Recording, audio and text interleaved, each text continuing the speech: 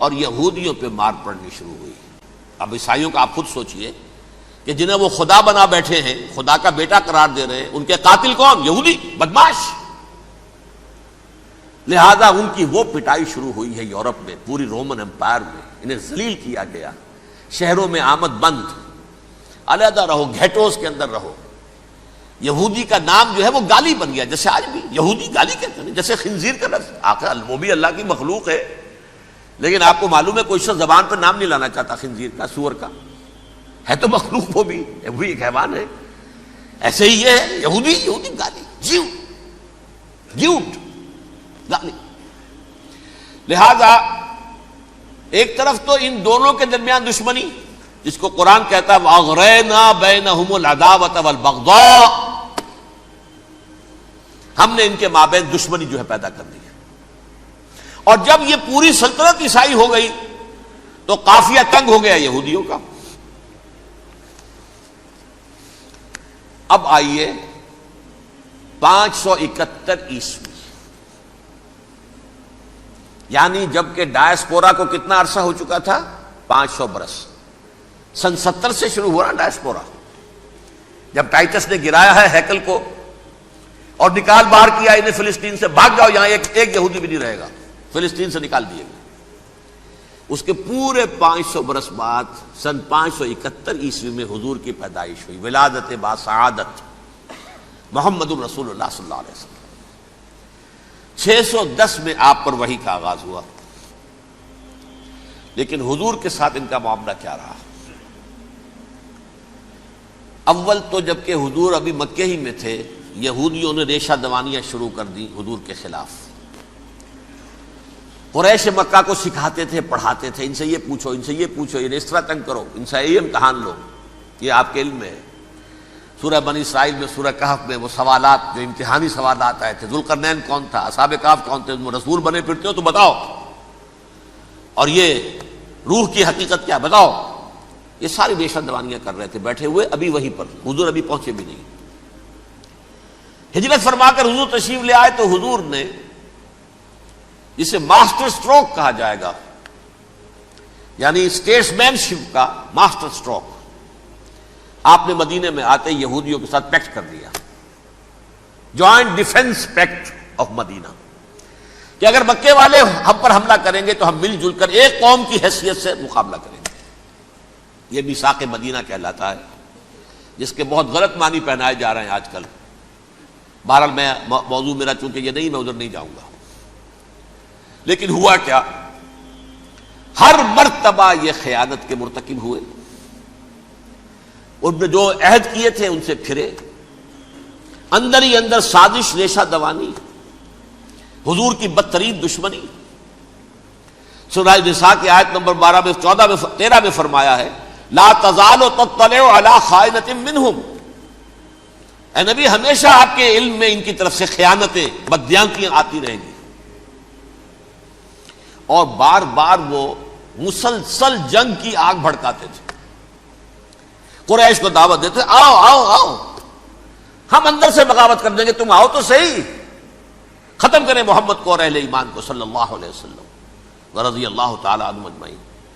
لیکن پھر جب وہ آتے تھے تو یہ دبک جاتے تھے، ان میں ہمت نہیں تھی، میدان کے مرد نہیں رہے تھے۔ یہ سورہ حشر میں ان کا نقشہ کھینچا گیا ہے، کھلے میدان میں مقابلے کی اس کے اندر صلاحیت ہی نہیں ہے۔ یہ تو فصیلوں کے پیچھے سے، جیسے عورتیں کہیں دیہات میں لڑائی ہوتی ہے تو مرد جو ہے گلیوں میں لڑتے ہیں، عورتیں اوپر سے پتھر پھینکتی ہیں، بس وہ کام یہ کر سکتے تھے، من ورائے جدر، فصیلوں کے پیچھے سے، جنگ میں میدان میں نہیں آ سکتے۔ بہرحال قرآن مجید میں ہے یہ، سورہ مائدہ کی آیت نمبر 64، کلما اوقدوا نارا للحرب اطفاها اللہ، اکثر و بیشتر مواقع پر تو یہ جب آگ بھڑکاتے تھے جنگ کی، اللہ اسے بجھا دیتا تھا۔ لیکن بہرحال اس کے باوجود جنگیں ہوئی، غزوہ بدر، غزوہ احد ہوئی کہ نہیں، یہ ساری اصل شرارت ہوئی، اور اس کے نتیجے میں حضور نے پھر ایک ایک کر کے 3 قبیلوں کو سزا دی۔ غزوہ بدر کے فوراً بعد بنو قینقاع نکالے گئے مدینے سے، غزوہ احد کے فوراً بعد بنو نذیر نکالے گئے، اور غزوہ احزاب کے بعد بنو قریظہ نکال دیے گئے۔ یہ تو میں نے آپ کے سامنے رکھ دیا صرف حضور کے زمانے میں ان کا کیا رویہ رہا، دشمن۔ رات بھی ہم نے وہ آیت پڑھی تھی، لَتَجِدَنَّ أَشَدَّ النَّاسِ عَدَاوَةً لِلَّذِينَ آمَنُوا الْيَهُودُ وَالَّذِينَ أَشْرَكُوا، اہل ایمان کی دشمنی میں شدید ترین تم پاؤ گے یہودیوں کو اور مشرکین کو. مشرکین بھی بعد میں ہے، پہلے یہودی. حضور کے بعد کیا ہوا اب یہ نوٹ کیجئے، یہ ان کی تاریخ کا دوسرا دور. حضرت عمر رضی اللہ تعالیٰ عنہ کا عہد خلافت ہے. بیت المقدس کا محاصرہ کیا گیا، فصیل بڑی اونچی، شہر اندر سے سیلف سفیشینٹ، حملے کا راستہ کوئی نہیں، محاصرہ طول کھینچ رہا ہے، لیکن ان کے پاس رسد بھی موجود ہے، پانی بھی موجود ہے، وہ دروازے بند کر کے بیٹھے ہوئے ہیں. بالآخر اللہ تعالیٰ کی مشیت کا ظہور کیسے ہوا؟ ان کے کچھ علماء آئے فصیل پر، کہا دیکھو مسلمانوں، تم قیامت تک بھی یہاں پڑے رہو گے محاصرہ کر کے، ہمارا یہ شہر فتح نہیں ہوگا. ہاں ایک درویش بادشاہ کے ہاتھوں یہ شہر فتح ہونا ہے، لیکن تمہارے اندر ہمیں وہ نظر نہیں آ رہا. ابو عبیدہ بن الجراح رضی اللہ تعالی عنہ، امین هذه الامہ، ان کا فوراً ذہن گیا وہ درویش بادشاہ مدینے میں بیٹھا ہوا ہے عمر رضی اللہ تعالی. اب ایک اور عمر بھی ہے جو قندھار میں بیٹھا ہے. نقشہ وہی ہے، سادگی کی حد تک نقشہ وہی، بالکل وہی، اپنی آنکھوں سے دیکھا ہے وہی سادگی. عمر اول عمر ثانی تھے عمر بن عبد العزیز. اب ایک اللہ کے فضل سے اللہ تعالیٰ ایدہ اللہ بنصرتہ، اللہ تعالیٰ ان کی نصرت فرمائے، دشمنوں کو ان کے مقابلے میں نیست و نابود کرے. انہوں نے ریکویسٹ بھیج دی کہ حضور تشریف لائیے، یہ شہر فتح ہو جائے گا. وہ ہے سفر تاریخی، اتنا طویل سفر، تقریباً 700 میل، ایک اونٹ، ایک خادم، ایک منزل پہ امیر المومنین اوپر بیٹھے، خادم آگے چل رہا ہے، اگلی منزل پہ خادم اوپر بیٹھا ہے، امیر المومنین آگے جا رہے ہیں. اور جب پہنچے ہیں تو وہ باری تھی خادم کی. انہوں نے ہاتھ جوڑ دیا، حضور خدا کے لیے تم کیا کہیں گے لوگ، وہ میرا برا حال کر دیں گے، تمہیں شرم نہیں آئی؟ امیر المومنین پیدل آگے چل رہے ہیں نکیل پکڑ کر، اور تم بیٹھے ہو اوپر براجمان ہو. حضرت عمر فرمایا الدور دورک، نہیں باری تمہاری ہے، بیٹھ. اس حال میں پہنچے ہیں. اور پھر یہ کہ ابو عبیدہ بن الجراح آئے ہیں، استقبال کیا ہے تو دیکھا ہے اس حال میں چلے آ رہے ہیں. عمر نکیل پکڑے ہوئے چلے آ رہے ہیں، اور کہتے ہیں کہ کہیں کیچڑ ویچڑ تھا، جوتے خراب ہو گئے تھے، وہ بھی اتار کے ہاتھ میں پکڑے ہوئے، کپڑے تو تھے ہی پھٹے ہوئے. انہوں نے کہا بھی حضرت ابو عبیدہ نے، دیکھیے یہ بڑا متمدن ملک ہے، بڑا مہذب علاقہ ہے، یہ آپ ذرا حلیہ اپنا دوست فرما لیں تب جا کے پیش ہم آپ کو کریں گے. آپ نے فرمایا نحن قوم اعزنا اللہ بالاسلام، ہم وہ قوم ہیں جنہیں اللہ نے عزت دی ہے اسلام کے ذریعے سے، کپڑوں کے ذریعے سے نہیں، دولت کے ذریعے سے نہیں. اسی حال میں گئے ہیں، اوپر سے انہوں نے کھڑے ہو کر نشانیاں دیکھی ہیں، اپنی کتابیں کھولی، ہاں یہ وہی ہے. اچھا لو جی سرنڈر، شہر تمہارے ہاتھ میں. خون کا ایک قطرہ نہیں بہا اور بیت المقدس فتح ہو گیا. لیکن اس وقت حضرت عمر نے ایک نرمی یہ کی کہ یہودیوں کے لیے بھی اسے اوپن سٹی قرار دے دیا. یہ احسان عظیم حضرت عمر کا. اس سے پہلے یہودی آ ہی نہیں سکتا تھا، داخل ہی نہیں ہو سکتا تھا، وہاں وہ آ کر وزٹ نہیں کر سکتا تھا، زیارت نہیں کر سکتا تھا اپنے مقدس مقامات کی. حضرت عمر نے یوں سمجھیے کہ تقریباً 550 برس کے بعد ان کے لیے راستہ کھولا ہے کہ ہاں تم آ سکتے ہو، زیارت کر سکتے ہو.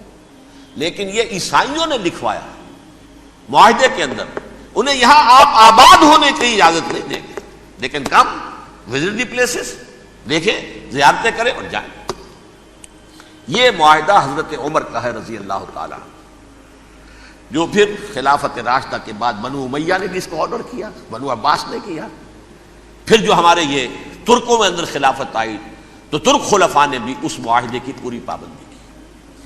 فلسطین میں آ سکتے ہیں یہودی صرف زائرین کی حیثیت سے، وہاں آباد نہیں ہو سکتے.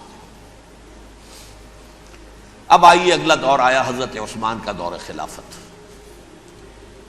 یہ ہے وہ وقت کہ اب یہود نے امت مسلمہ کی پیٹھ میں چھرا گھونپا. وہ کیسے؟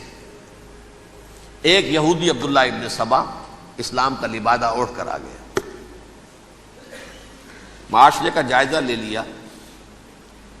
ان میں بنو ہاشم اور بنو امیہ میں جو پرانی کشاکش تھی اس کے کچھ نہ کچھ جراثیم باقی ہیں. اگر ان کو ذرا بھڑکا دے تو مسلمانوں میں انتشار پیدا ہو جائے. کہا یہ عثمان کون ہے؟ یہ تو بنو امیہ میں سے ہے. یہ حق تو بنو ہاشم کا ہے، خلافت ان کے پاس ہونی چاہیے. محمد کے تو رشتہ دار وہ ہے صلی اللہ علیہ وسلم. عوام الناس کے اندر بات پھیلنی شروع ہوئی. پھر ایک بڑی سازش کے انداز میں حضرت عثمان کے خلاف پروپیگنڈا، حضرت عثمان کے جو عاملین تھے، گورنر تھے، ان کے خلاف پروپیگنڈا. اور ایسی ہوشیاری کرتے تھے کہ کوفے میں کوفے کے حاکم کے خلاف کچھ نہیں کہنا. اجی مصر میں یہ ہو رہا ہے، اجی شام میں یہ ہو رہا ہے، اجی یہ جو عثمان ہے وہ یہ کر رہا ہے، یہ ظلم ہو رہا ہے، یہ لوٹ مار ہو رہی ہے، یہ خیانتیں ہو رہی ہیں. اب نہ تو اس زمانے میں مینز آف کمیونیکیشن، کیسے تصدیق کریں؟ افواہیں تو آپ آج کراچی کے اندر شروع ہو جائے تو پتہ نہیں چل سکتا کسی کو کہ کیا اس میں صداقت ہے کیا جھوٹ ہے. اور بری بات جو ہے فطرت انسانی کی کمزوری ہے، وہ فوراً قبول کرتا ہے. کسی کے بارے میں اچھی بات ماننے کو تیار نہیں ہوتا، لیکن بری بات تو فوراً تیار. بہرحال یہ فتنہ انہوں نے اٹھایا، حضرت علی کی الوہیت کا فتنہ اٹھایا، حضرت عثمان کے خلاف الفتنۃ الکبریٰ برپا کیا. حضرت عثمان شہید ہوئے. اس کے بعد 5 برس تک مسلمان ایک دوسرے کی گردنیں کاٹتے رہے. باہمی خانہ جنگی ہوئی. امت کو وہ زخم لگایا ہے جو آج تک جس سے خون رس رہا ہے. یہ شیعان عثمان اور شیعان علی تھے جو بعد میں پھر سنی اور شیعہ ہو اور آج تک ہے. فتنہ کس نے جگایا؟ ایک عبداللہ ابن سبا یہودی اور اس کے کارندے، شیطان کا ایجنٹ، اور انسانوں میں سے بھی اس کے جو بھی حواریین تھے اور شیطانوں کے اندر سے بھی تھے، انہوں نے بھی اس آگ کو بھڑکایا. یہ آپ سوچ لیجئے کہ یہ کس نے وہ زخم لگایا؟ یہودی. اگلا دور آیا، خلافت راشدہ ختم ہوئی، بنو امیہ کا بھی دور کافی گزر گیا. طارق ابن زیاد 712 عیسوی میں حملہ کرتے ہیں اسپین پر. اسپین اس وقت عیسائیت کا بہت بڑا گڑھ، بڑے کٹر ترین عیسائی جو ہے وہ اسپین میں تھے.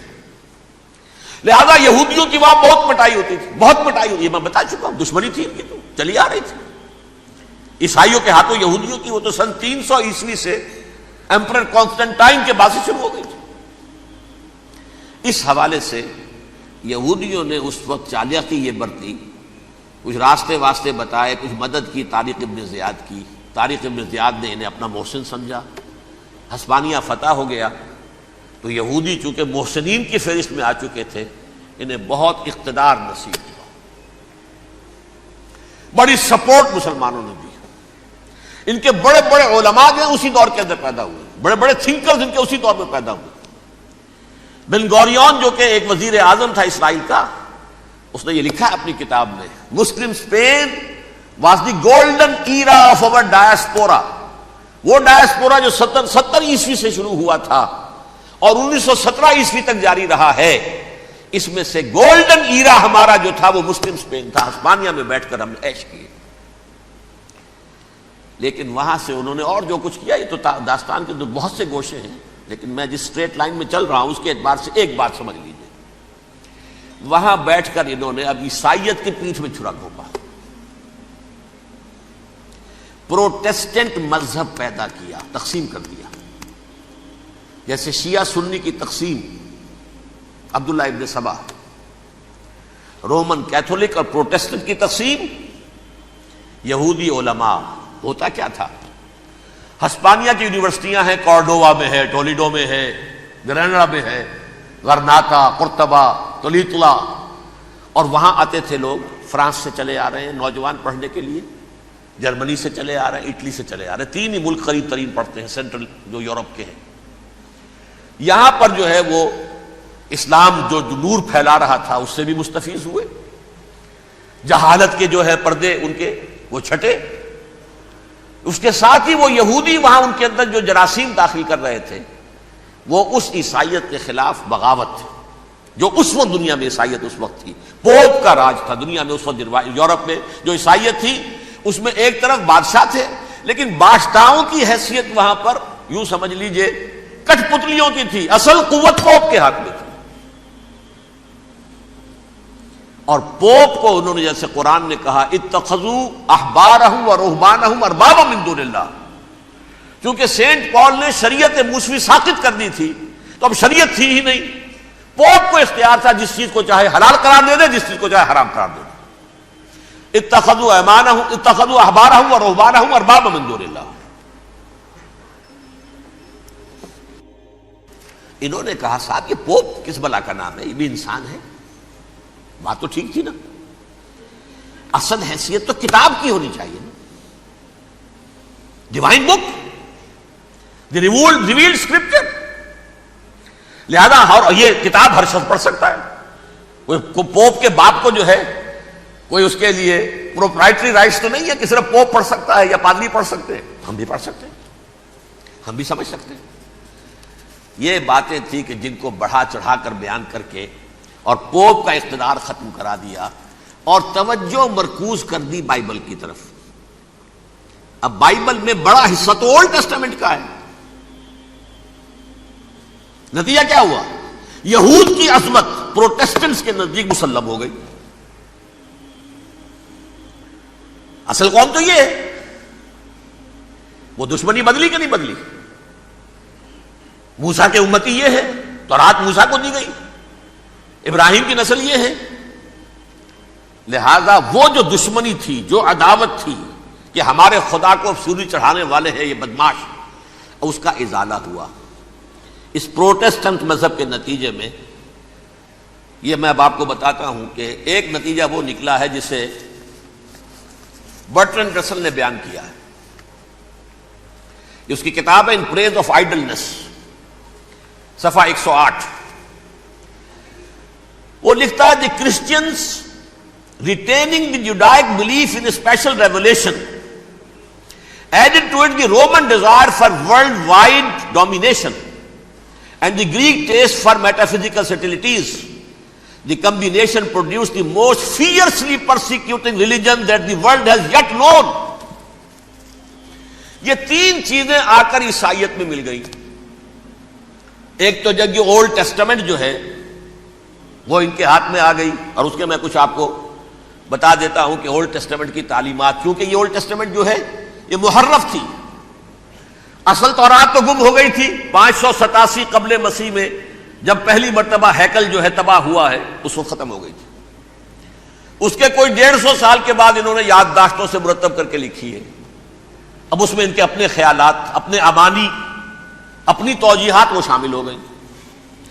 لہذا میں آپ کو حوالے دیتا ہوں اس کتاب کے اندر مظالم کی جو تعلیم دی گئی ہے. اہل کتاب نے اپنے مظالم قتل عام کے جواز کے لیے تورات میں تبدیلیاں کی اور پیغمبروں پر دہشت ناکی اور بدترین حرام کاری کے الزامات لگائے. سنیے، پہلا حوالہ ہے یہ گنتی باب 31 آیات 17-18. اس لیے ان بچوں میں جتنے لڑکے ہیں سب کو مار ڈالو، اور جتنی عورتیں مرد کا منہ دیکھ چکی ہیں ان کو بھی قتل کر ڈالو، لیکن ان لڑکیوں کو جو مرد سے واقف نہیں اور اچھوتی ہیں اپنے لیے زندہ رکھو. یہ کسی اللہ کی کتاب کا یہ جملہ ہو سکتا ہے؟ کسی ریویل بک کا؟ اور سنیے، یہ ہے استثناء ڈیٹرانومی باب 20 آیت 16-18. پر ان قوموں کے شہروں میں جن کو خداوند تیرا خدا میراث کے طور پر تجھ کو دیتا ہے، کسی ذی نفس کو جیتا نہ بچا رکھنا، جیسا خداوند تیرے خدا نے تجھ کو حکم دیا بالکل نیست کر دینا. مرد، عورتیں، بچے، بوڑھے سب ختم. یہ کتاب مقدس ہے. اور سنیے، سیموئیل باب 27 آیت نمبر 9. اور داؤد نے اس سرزمین کو تباہ کر ڈالا اور عورت مرد کسی کو جیتا نہ چھوڑا. نمبر 4، ان سب آباد شہروں کو ماں، عورتوں اور بچوں کے بالکل نابود کر ڈالا. کتاب استثناء باب 3 آیت 6. یہ ہے جو کہہ رہا ہے برٹرنڈ رسل. کرسچینٹی میں آ کر اب یہ تین چیزیں شامل ہو گئی. ایک تو یہ باربیرین یہ تعلیم جو ہے، اور یہ مذہب کے نام پہ تعلیم، یہ کتاب مقدس کی تعلیم. نمبر دو، رومنز کے اندر جو ایک تمنا تھی ورلڈ ڈومینیشن کی، وہ عیسائیت کے اندر آ گئی، اس لیے کہ پوری رومن امپائر جو ہے عیسائی ہو گئی، تو اسے وراثت کے اندر ورلڈ ڈومینیشن کی جو ایک تمنا تھی وہ مل گئی۔ اور پھر یہ کہ انہوں نے جو توہمات تھے یونانیوں کے، ان کو بھی اپنے ہاں مختلف شکلوں کے اندر جمع کر لیا۔ ان تین چیزوں کا the combination produced the most fiercely persecuting religion that the world has yet known. اس کے نتیجے میں دنیا میں تاریخ انسانیت کے اندر جو بدترین خونخوار ترین مذہب ہو سکتا ہے وہ شکل عیسائیت نے اختیار کی۔ اور اس کا مظہر عتم کیا تھا، نوٹ کیجئے، صلیبی جنگیں۔ ایک بات ٹائم ٹیبل کے اعتبار سے نوٹ کر لیجئے گا، فرسٹ ملینیم ختم ہوا، سیکنڈ شروع ہوا۔ ان کے 1000 سال ختم ہوئے تو 11ویں صدی میں سیکنڈ ملینیم شروع ہوا، تو پہلی صلیبی جنگیں ہوئی، لاکھوں مسلمان قتل کیے، صرف یروشلم کے اندر اتنا خون بہایا ہے کہ خود ان کے ہسٹورینز لکھتے ہیں کہ جب ان صلیبیوں نے جب گھوڑوں کے ساتھ وہ چل رہے تھے گلیوں میں، تو ان کے گھوڑوں کے گھٹنوں تک خون کی ندی بہ رہی تھی، جہاں سے گزرے ختم کرتے چلے گئے، آبادیاں کی آبادیاں ختم کر دی۔ اگرچہ اس کروسیڈ میں گیہوں کے ساتھ گھن بھی پسا، یہودی بھی بہت مارے گئے۔ یہ فرانس سے، جرمنی سے جب یہ کروسیڈرز آ رہے تھے، 3000 میل کا سفر طے کر کے آئے تھے، سوچئے تو صحیح۔ اربن ثانی پوپ جو تھا، آگ لگا دی تھی اس نے پورے یورپ کے اندر، شرم سے ڈوب مرو، تمہارے مقدس علاقے مسلمانوں کے ہاتھ میں، انفیڈلز، یہ کافر، یہ مرتد، یہ ملحد۔ مسیح جہاں پیدا ہوا، مسیح کو جہاں سولی دی گئی، وہ کہاں ہے؟ ان کے ہاتھ میں۔ وہ آگ لگائی ہے، 3000 میل کا فاصلہ طے کر کے یہ قومیں آئی ہیں وہاں، اور جو تباہی مچائی ہے انہوں نے، تاریخ انسانی میں ایسی بربریت کی کوئی مثال۔ اور یہ ان کے اپنے ہسٹورینز لکھتے ہیں، شرم کے مارے